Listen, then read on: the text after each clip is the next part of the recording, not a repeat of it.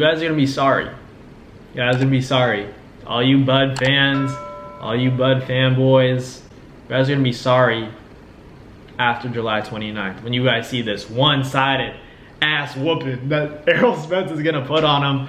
I can't wait. July 29th. I've talked about it many times before. I really feel strongly about Errol Spence beating Terence Crawford. You know, I'm putting dinner on that fight. Man, I can't wait because a lot of people are talking about how Terence has a chip on his shoulder. Terence, he's gone through things that Errol Spence has never gone through. He's accomplished things that Errol Spence hasn't been able to do. You know, stop Sean Porter, undisputed at 140, taking all those titles, moving up to 147, stopping everybody at 147 that he's faced, got in the ring with. Every single welterweight he's gotten in the ring with, he stopped. At the end of the day, cool. But it's not rocket science to understand that, you know, a guy with a big jab, and he's the bigger guy, let's not get it twisted, he's the bigger man, 5'9.5" against Terence Crawford, who's 5'8". Experience, you could argue Terence Crawford has more fights. Cool. That's great. Probably. That's obvious math. We could tell that. Errol Spence and Terence Crawford, tremendous fight.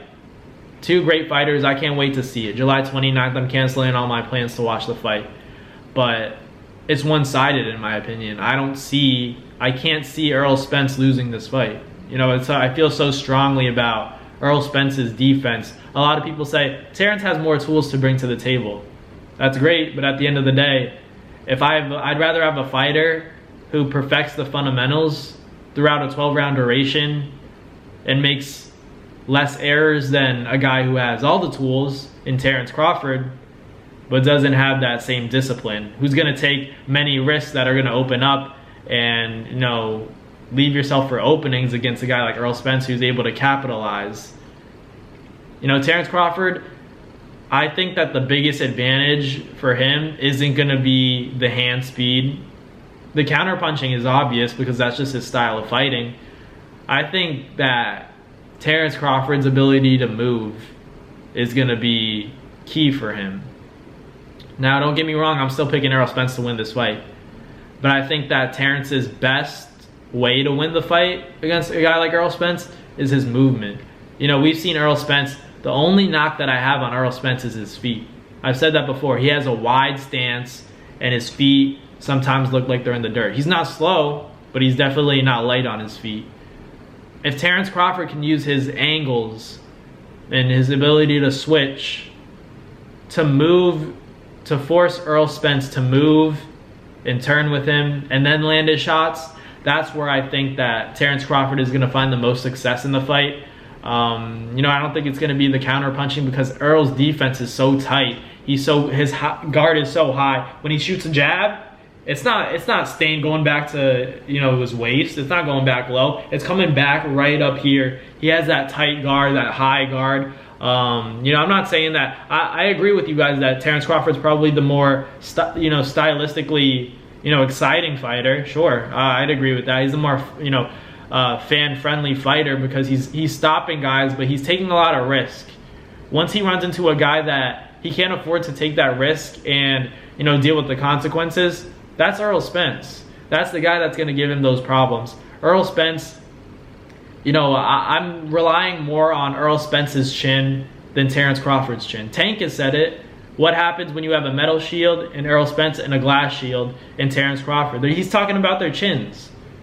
He's talking about their chins. Errol Spence has that stronger chin. Yes, he's been rocked. He's been rocked by Ugas, Ocampo, by Kell Brook. Sure. But has he ever gone down? Have we ever seen his legs really go? No. We've seen him hurt, but we've seen Terence Crawford. I've seen him get dropped by Igis Velasquez, the meme machine. I've seen him get stumbled. He's been wobbled by Gamboa at the lower weight classes. You're talking about a guy that's ready to go to 154 in Errol Spence, who's looking at fighting at 160 pounds, maybe 168 to fight a guy like Canelo, and you're telling me that he can hang in there with Errol Spence? Man, I don't get you guys sometimes. I don't get you guys sometimes. Trust me, I'm putting a lot of money on Errol Spence come July 29. You know, I'm not saying to the point where I'm gonna go bankrupt if something crazy happens. I'm not saying that Terence can't pull this off. I'm saying that I'm so confident in Errol Spence. You know, I think something crazy has to happen. He has to knock him out. He's not beating Terence. Terence Crawford's not beating Errol Spence in that 12-round duration. Errol Spence's work rate is going to outwork Terence Crawford. It's who breaks first. You think Errol Spence is going to break before Terence Crawford? I don't think so. You know, that's why I feel so strongly about it. Coming back from a detached retina, fighting a guy like Danny Garcia, coming back from the car accident, you know, just fighting, going into the ring and fighting guys that, you know, still pose that threat, not taking a tune-up. You come back from a detached retina and you fight a guy like Ugas. You come back from a car crash where you got thrown out the vehicle. You fight a guy like Danny Swift Garcia.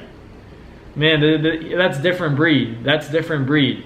If you think, did you think that Terence Crawford fight Sean Porter if that Errol Spence fight never happened? Hell no. You think Terence Crawford's fighting Sean Porter if Errol Spence didn't do it first? Hell no. They wanted to gauge it. They wanted to see what they were working with. They saw Errol Spence do that first. They said, I'm not fighting Sean Porter first. That side of the street stuff, that Terence got to hide behind that as much as other people wanted to. As much as, you know, other PBC fighters were ducking Terence Crawford. Terence Crawford got to hide behind that and say, I can fight these guys too. Look at their resumes. When Terence Crawford fought Kell Brook, look at when Errol fought him. He went in his backyard when it was more of a prime Kell Brook. They say he's not the same. He went in his backyard. He looked good to me. He didn't look good against Terence Crawford even before the stoppage. He fought Sean Porter after. You think Terence Crawford fights Sean Porter if that Errol Spence fight never happens? No, absolutely not. They had to see Errol Spence do it first, give it some time, and then say, okay, we'll fight Sean now. It's not that hard to understand, you know, the facts. People get mad. Everyone wants to say, you know, he stopped him. Tremendous fight. Was it really a stoppage though? Or did he put Sean Porter out? Was it a stoppage or did his dad get on the stool and stop the fight because he wasn't happy with his preparation? I'm not making excuses. I'm just saying it's a stoppage either way. I'm just saying, let's be real. Against a guy like Errol Spence, he's not going to give Terence Crawford that opportunity to show off the switching of the stances because he's going to be busy hitting him to the body, breaking him down, throwing things down to the body, turning off to the side, landing big shots up top, distracting you, making you bring your guard down, and then he's going to hit you something up top. It's going to be trouble come July 29th for Terence Crawford, and I'm going with Errol Spence. You guys already know the deal. We smoking that Bud Pack. You know, he's a big fish. You know, there's not going to be a fish fry. I'm telling you guys, one-sided ass whooping. I'm telling you, Earl said it already. But let me know in the comments who you guys have. Obviously, you guys know who I'm going with. Earl the Truth, Spence Jr., Terence Crawford. We'll see you, but on, you know, July 29th. It's going to be a good fight. Let me know in the comments who you guys have, Terence Crawford and Errol Spence, what you guys think of my analysis, where I'm off, where you agree, and, you know, I still can't wait for a good fight. It's going to be great either way. But thank you guys for watching, and I'll catch you guys next time. Peace. That's going to do it for another NASFIGHT Media video, guys. Thank you guys so much for watching. It's been your boy, Matt Nabong, with another video. Hope you guys enjoyed it all. Thank you guys for the constant support. Salute to y'all always. It's been your boy.